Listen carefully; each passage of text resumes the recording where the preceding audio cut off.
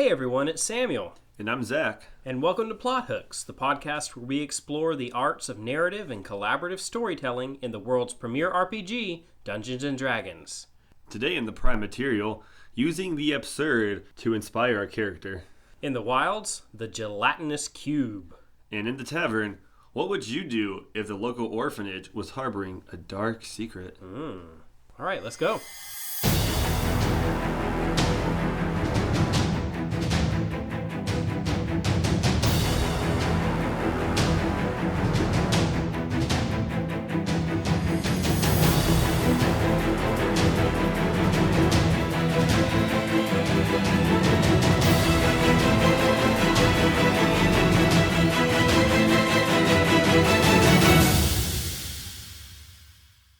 Here again, Zach. Yeah, excited to be back. Yeah.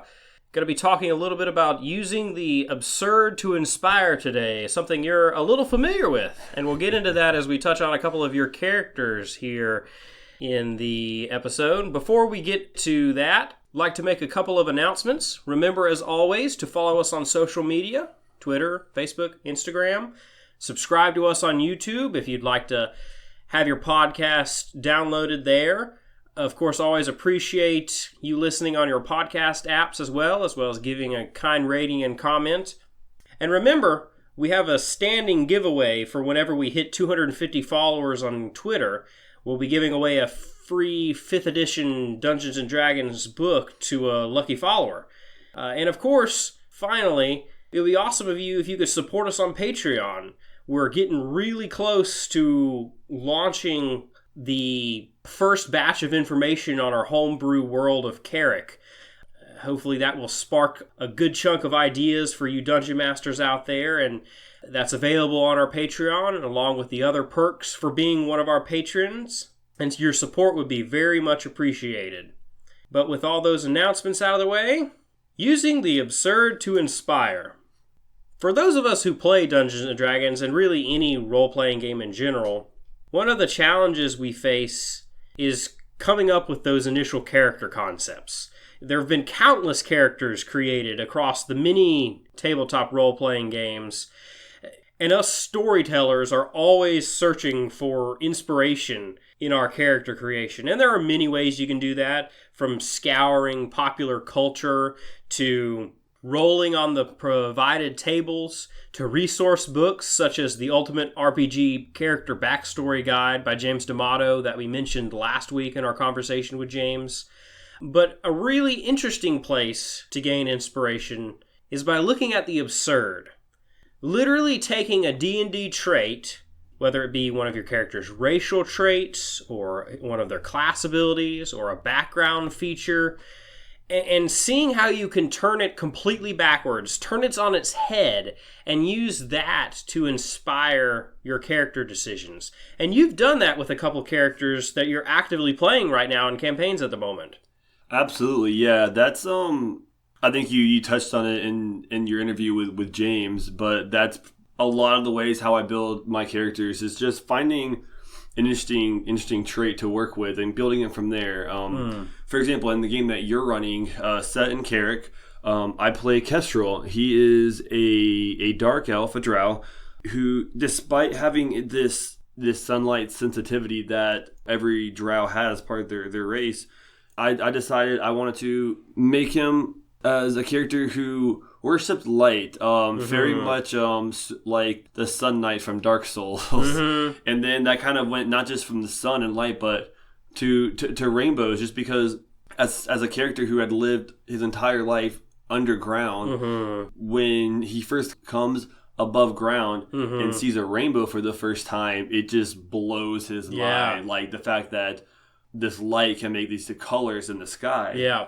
And then in a different game that Matt is running that you're a fellow player in, I play a character named Orphanage, who is a water genasi. He's a ranger, and I took the folk hero background, but Orphanage isn't really happy to be a folk hero. He saved a village from a monster, and he just was doing his duty. That's what he does. He wants to help protect people from monsters, and he didn't think of himself as a hero. He didn't do anything special. He just did what anyone should do. Yeah. And the fact that these people now almost revere him as this like folk legend. Yeah. And they follow him around to different ports and towns and spread word of, his good deeds. And as someone who basically was born and raised in the wild and isn't really comfortable around people, he gives them a lot of attention that he really doesn't like. Yeah. And he kind of is now like, great, I do a good thing and this is what happens. Yeah. Awesome. Yeah, and in both of these cases, you took actual elements of the game, actual game mechanics, actual traits of your Dungeons & Dragons character, and you turned them on their heads in order to create these unique character concepts, which are really enjoyable and unique to play. So today, we just wanted to go through some different game mechanics and talk about different ways that we could use them to potentially turn them on their heads and use the absurd to inspire. We're going to go through some of the racial traits, some of the class features, and some of the background features as well, and just look at different ways we could use this and create a more interesting character. So first up, we have racial traits. For example, one racial trait is the elves and their trance ability.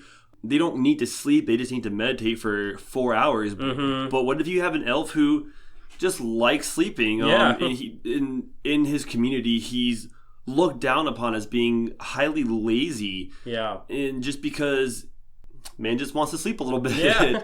Yeah. And so now it creates a whole backstory to his particular character and his particular motivations as someone who now feels like he has something to prove to his peers and to his superiors, because they all view him as less than simply because he doesn't usually take advantage of the particular trance ability. And that's just the first of many examples that we're going to go over of just different ways of just taking an actual ability and just turning it on its head. You also have the forest gnome's ability to speak with small animals. Well, what if they're petrified of small animals? What if they had a bad experience with this at some point in their past, maybe as a child, speaking to animals and having a real traumatic experience occur from that? So what if they're terrified of that? What if they're terrified of that ability, of the ability that they have to sort of emotionally connect with and communicate with these entities in that way? And then you have the halflings and their luck feature. What if, despite having the fact that they are really lucky, this character just believes that they are highly unlucky? And, maybe like something has happened to them in the past, or they just have the way they view their outlook on life. And instead of seeing the glass half full, they just see it half empty and are just convinced that they're just really unlucky. Yeah.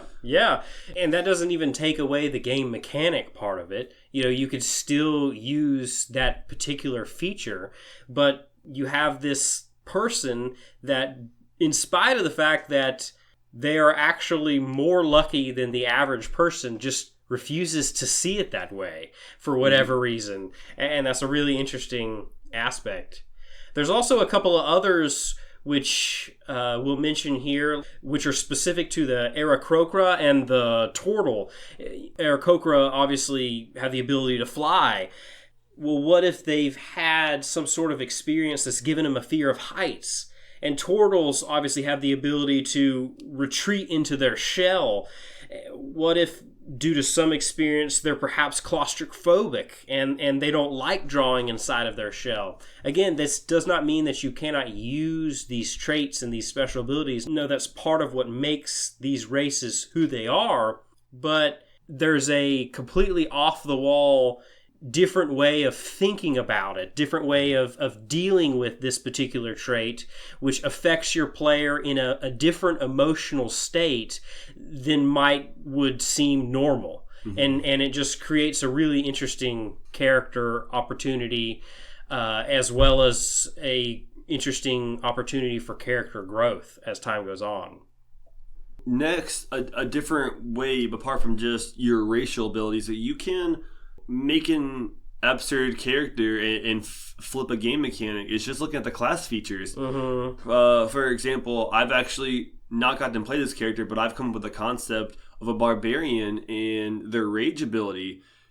That's a very iconic feature of the barbarian. It's almost like, their bread and butter is to rage, but what if you have a barbarian who doesn't want to rage? They've seen the damage that they do when they're raging, and they don't want to be that way. They're afraid of losing control and just like massacring people. And kind of like what you were touching on, like that's not to say you can't use these abilities, but when you do, it could add to more storytelling. For example, if a barbarian never wants to rage, but you have a situation where the only way to help save another party member or save a helpless citizen NPC is the only way they can do that is to rage and to protect them, and then it's a more significant like story element that you can utilize that feature for, but rather than just I would like to rage and go in, it just doesn't have the same impact. Exactly. It's something in your character's emotional self which is actually being affected in a different way than is typical. That reminds me a lot of some space that we see played around with lycanthropes and people being aware that they have this specific ability to transform into a were creature, and yet they are insanely afraid of doing so because when they do that, they lose all control. And it's sort of that same way with this concept of taking this barbarian rage ability and just turning it on its head. Another option's with the wizard. And this isn't exactly a feature per se mechanically, but wizards at their core are very studious people. That's how they get their magic. Druids get their magic from nature around them.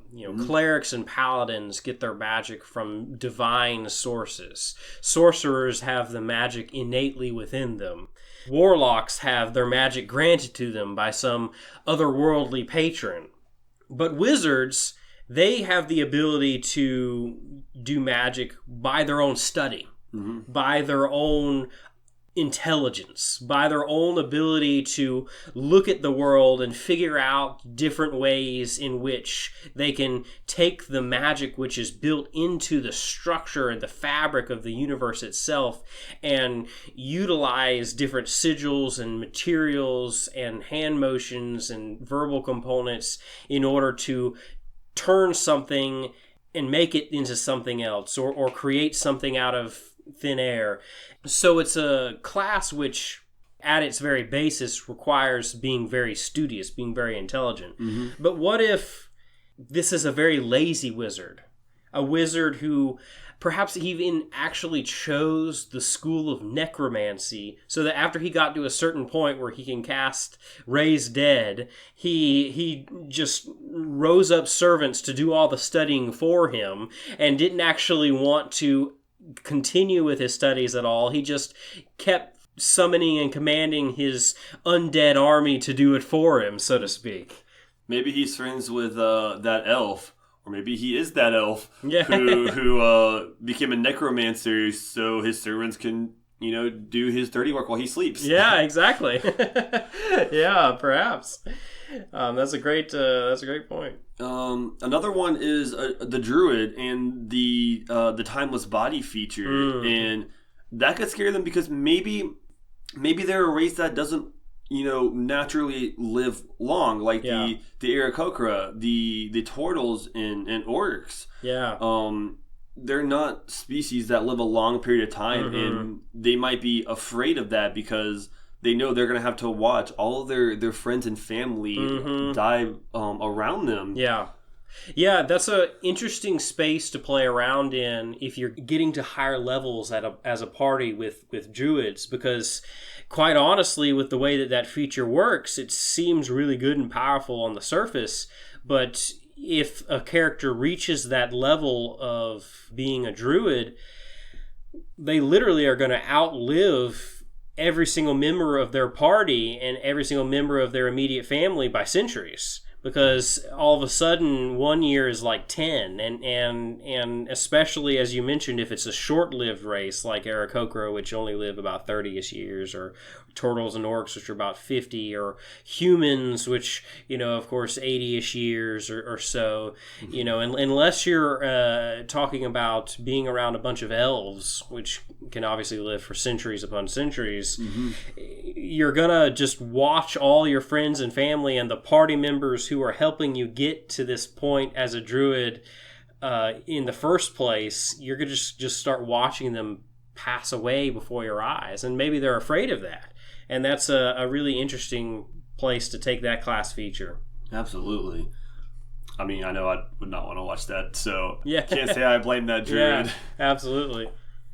We mentioned this a little bit when we talked about the wizards, but clerics and paladins, of course, get their magic sourced directly from a deity, from some sort of divine patron, whether it be a lesser god or a greater god. Some sort of patron gives them their power, is the source of their particular abilities. And inherently, that means that they follow this particular entity.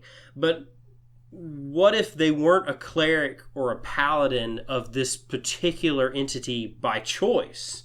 We had a character in the last campaign that I ran set in Carrick, whose name was Ivan, who actually became a paladin to Lathander only after he, as a show fighter, gladiator type person, had spent years impersonating a paladin of Lathander, until finally Lathander just plucked him for a task that he needed and just essentially sent him off to actually do Lathander's will. So you had this paladin who didn't even really have a real relationship with the person that sent him out, and yet all of a sudden he's serving this deity. He didn't just come up in the ranks of a monastery or come up in the ranks of a priesthood and slowly gain this sort of power. No, he got it because he was pretending to be something. And you've also played a character like that in a different campaign. Yeah, actually, still am playing this character in another game that I'm in. I play a Trickster domain cleric named Sebastian.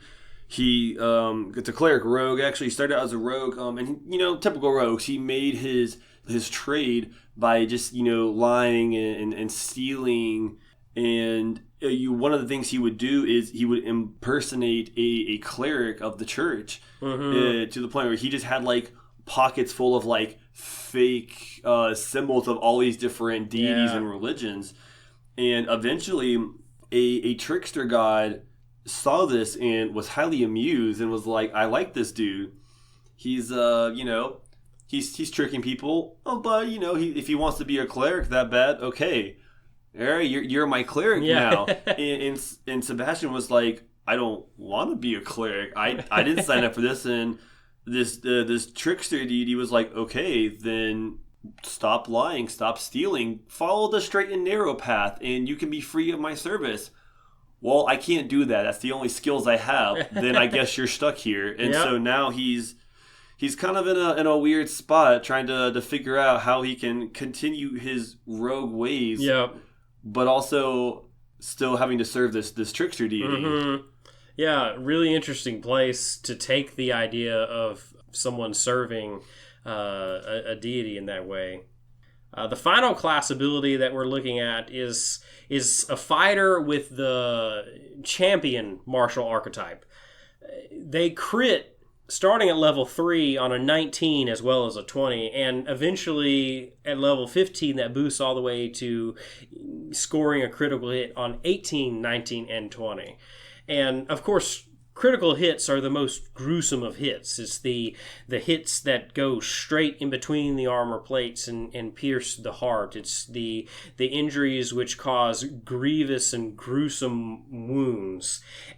And I had the thought of, what if we had a character who specifically shifted into an archer style fighter, simply because he saw how much damage he was doing with his abilities, and the sight of the gore and the blood and all the bad things that he inflicts with his critical damage, he all of a sudden just couldn't take it anymore, and so he almost swore off hand-to-hand combat and now fights from a distance because he can't stand to see the amounts of critical damage that he's actually doling out.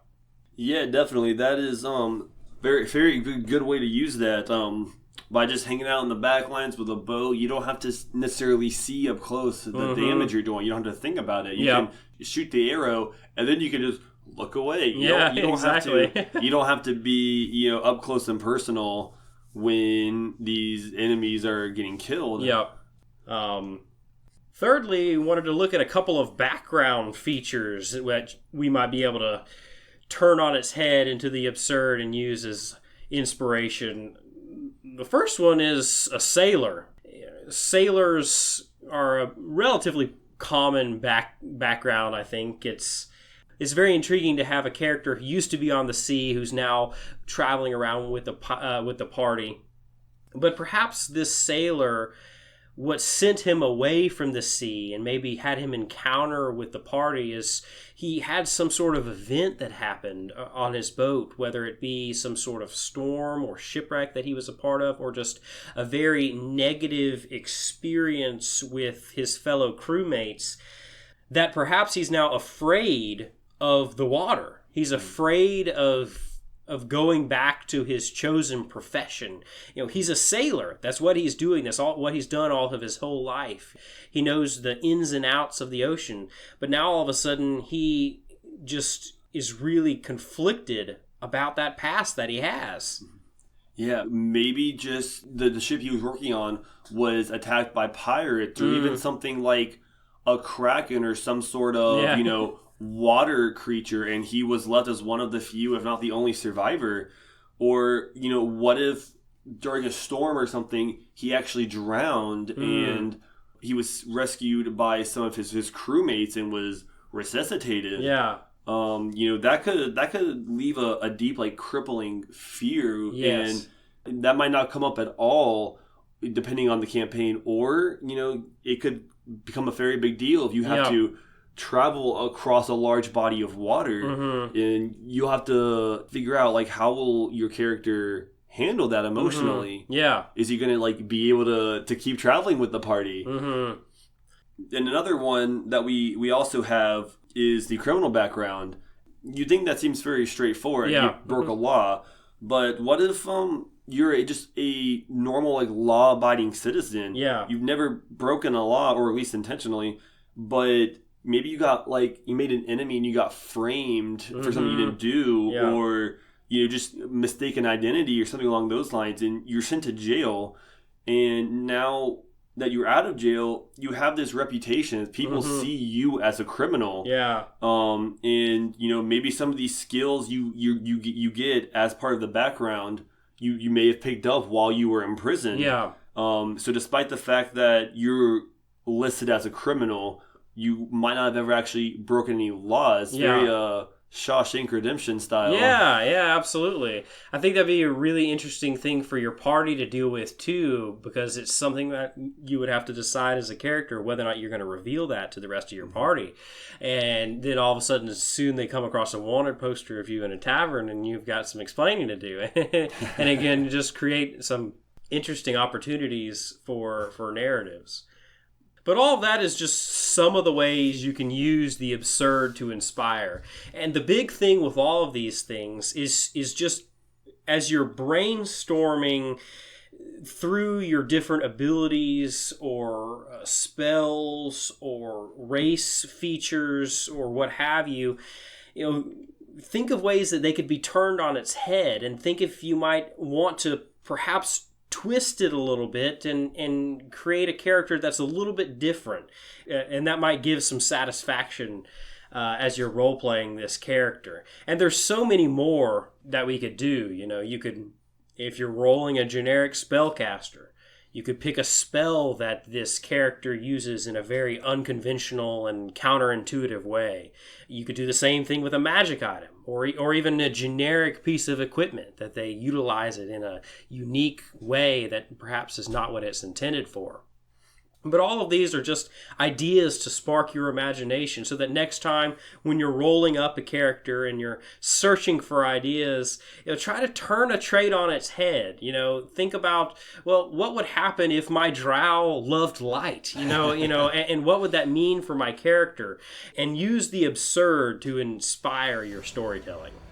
But I think that brings us to the end of the prime material. Are you ready to head out to the wilds? I am ready to get wild. All right.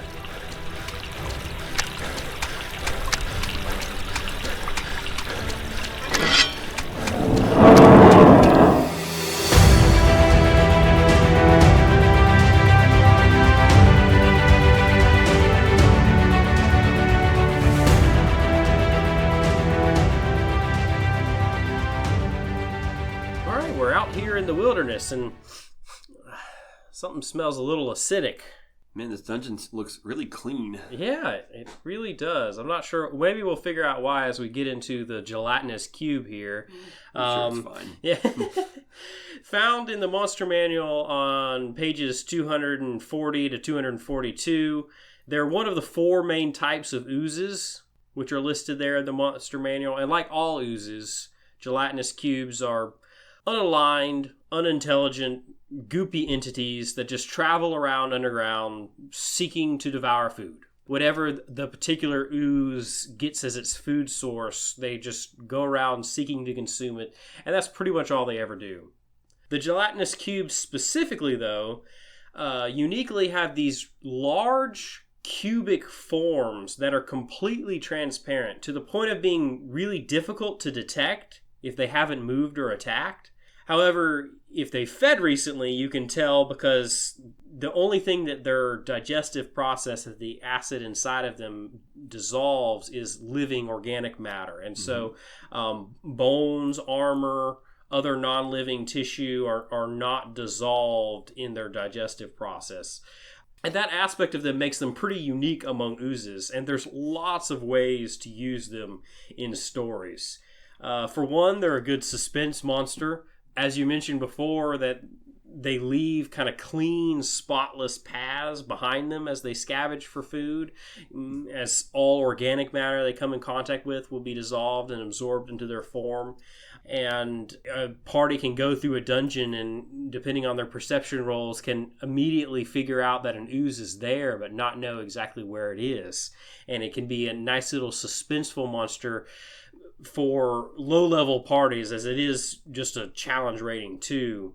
And if you do happen to get in combat with them, they're an interesting combat encounter because their method of engulfing prey makes a really interesting circumstance for a party to deal with, because it's not just standing at each other like a turn-based iPhone game. You literally are having people taken on and off the board as they get sucked in and then escape out of the Gelatinous Cube, and you're being eaten from the inside as your teammates are trying to hack off pieces of the cube, and it just can create a really interesting play space for a combat encounter. They can also just be used in really different and unique ways. For example, they're very excellent as like traps. Yeah. You activate a trap, for example, and the floor drops beneath you, and you Yeah. fall, and you land on top of a cube, or if you're walking down, there's one maybe on the ceiling that's going to either drop and engulf you from above, or something as simple as you're walking down a hall and there's one door at the end and it's locked, and then a cube does drop from the ceiling but behind you, so now you either have to fight it or hope you can pick the lock or bust down the door before the cube gets to you. Yeah. So there's a lot of really interesting ways you can utilize these. Yeah, I really like the fact that they're transparent, and I've never done this, but I love the idea of using a gelatinous cube like one of those saran wrap pranks where people put plastic wrap in front of a door and then run underneath it, and then their friend comes behind and just smashes their face into the plastic wrap.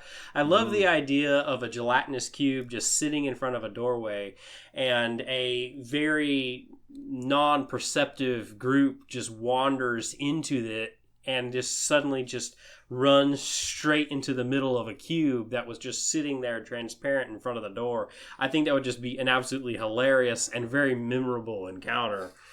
And building off of the fact that they're transparent, I wish I could give credit where credit is due for this, because I saw it somewhere, but I don't remember exactly where I saw it. But they can be in clear containers without being seen.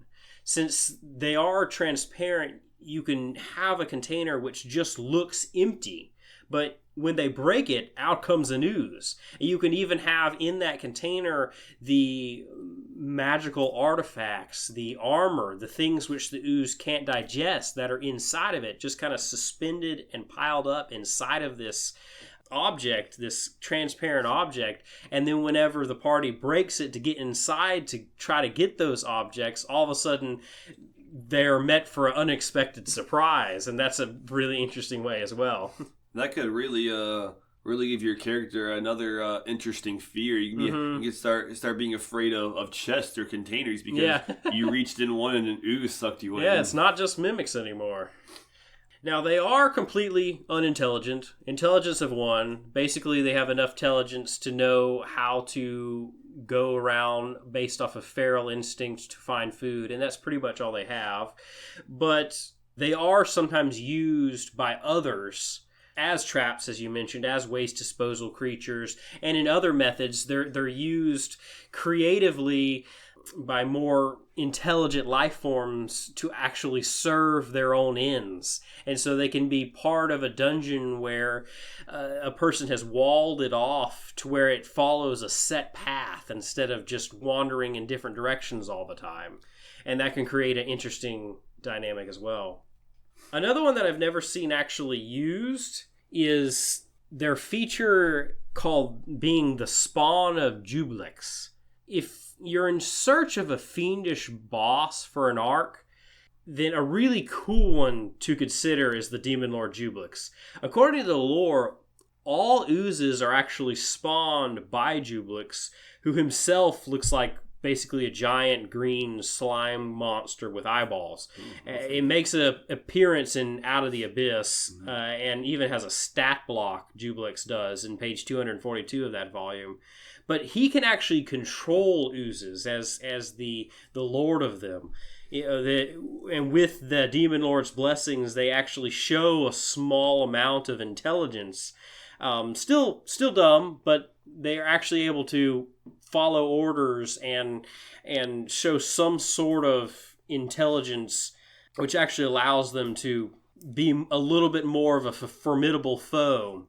I think that could be an interesting thing because at that point they're essentially minion monsters, and you don't typically think of them as being minion monsters. You think of them just as the fact that they're mindless eating machines.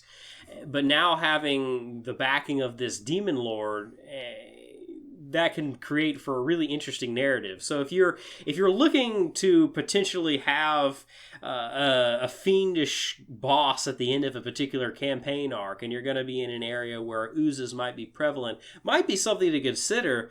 There's a lot of potential there. Most definitely. I mean, you always consider like oozes just to be creatures in dungeons, or like a cave or something. But with the way you could use this with Jublix, what if like oozes just start popping up in other locations that you wouldn't normally see? Yeah, like you're in like a tavern in a town, and next thing you know, there's gelatinous cubes that just start roaming through the streets, sucking up everything like giant D&D Roombas. Like, it makes it, you can use them as a whole lot more than just random encounters in a dungeon. Using this idea with Jublix. Yeah. All right. Well. Yeah, I think it's about time to clean off this slime. So, what do you say that we head back over to the tavern and enjoy some refreshment? I'm down. But listen, if we walk out this door and there's saran wrap, I'm not going to be happy. And make no promises.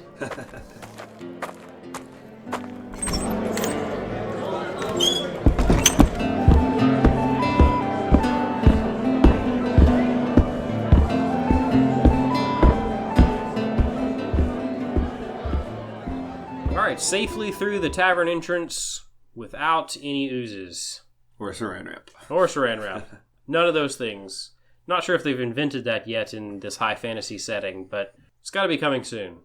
What's the plot hook we're going to be looking at today? What would you do if the local orphanage was harboring a dark secret? And this is a trope, obviously, which is pretty popular. There's not too often that you see an orphanage in a story which is portrayed in a good light. Mm-hmm. Either it's part of a character's backstory that's tragic. They lost their parents and then all of a sudden they were in this real cruel environment where they were taken advantage of.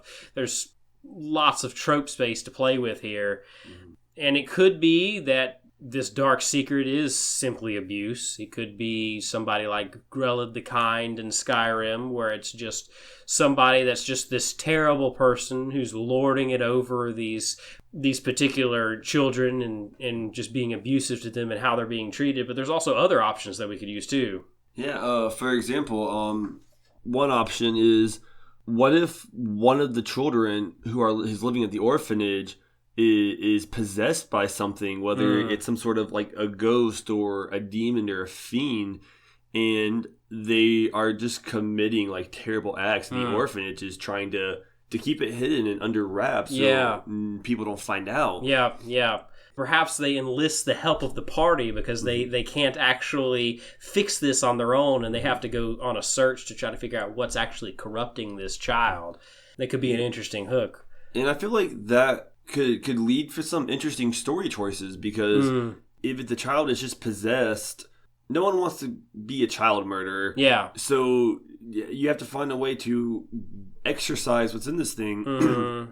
But maybe it's not a child itself. It's some sort of demonic entity or a fiend that is just disguising itself as a child. So when you try to figure out what's possessing this thing and get it out, it's not working because it's not possessed. That's just some entity in disguise. So it could really lead to a lot of interesting narrative points that your party could have to solve. Could also have the whole staff or the leader behind the orphanage be some sort of nefarious entity. Perhaps they are using the children for some sort of nefarious purpose, such as for rituals or as slave labor, or not using the orphanage as something out of the goodness of their hearts, but in order to gain free access for labor. I'm reminded of the movie Snowpiercer and how the kids are captured by the people in the front of the train and kind of used as human replacements to parts of the train as the train breaks.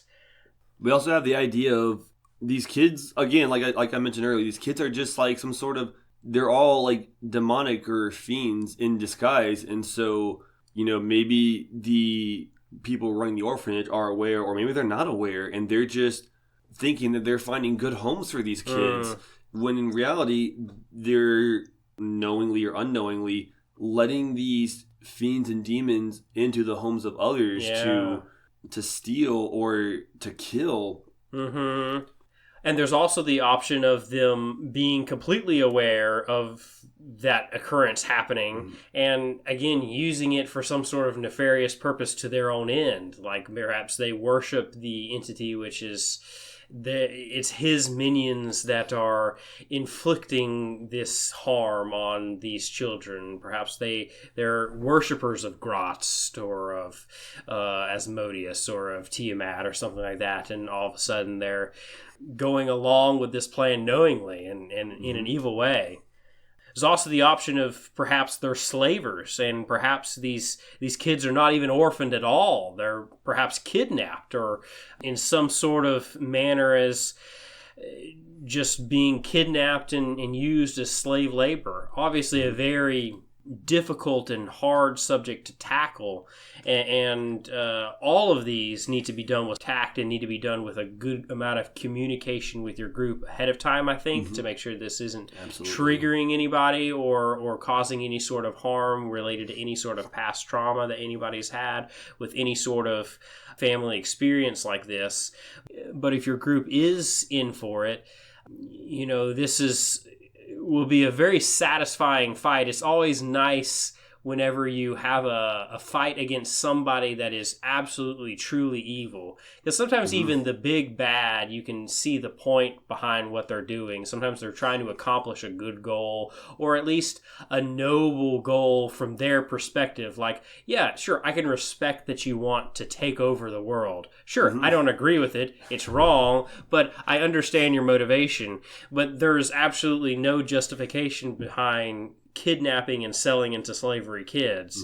And it's satisfactory at times just to have those kinds of encounters where evil is so well defined that it just gives a tremendous sense of satisfaction when victory is finally won. But I think with all that out of the way, I appreciate you joining me again here, Zach. Absolutely. I'm glad to be here. Thanks for listening from all of us here at Plot Hooks, me, Samuel, and of course Zach, and Matt, Mike, Steve, Dave, Becca, and podcast pupper Ellie. We'll see you all again next week for yet another episode of Plot Hooks.